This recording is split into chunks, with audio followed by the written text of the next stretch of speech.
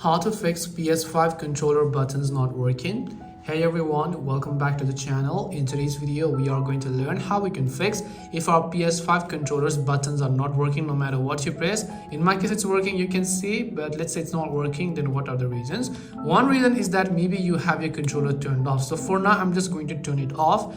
To turn it back on again, you have to long press the PS button. So you want to make sure that's not the case.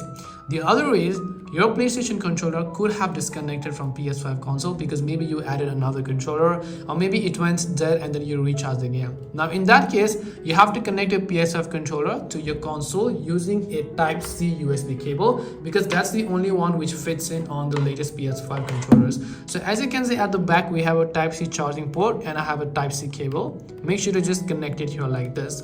Once I connect it, now the other end, which is of course the USB end over here, I want you to simply connect to your PS5 console over here. So let me just go ahead and show it to you here like this. You can see my PS5 console is over here. I want you to simply go ahead and then just connect the other end to your console.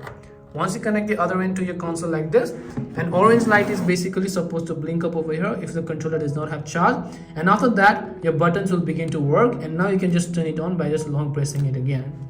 So this way you should be able to go ahead and fix if your PS5 controllers are not working. Hope this video was very helpful. If you have any questions though, feel free to leave them down. Thank you for watching and see you in the next video.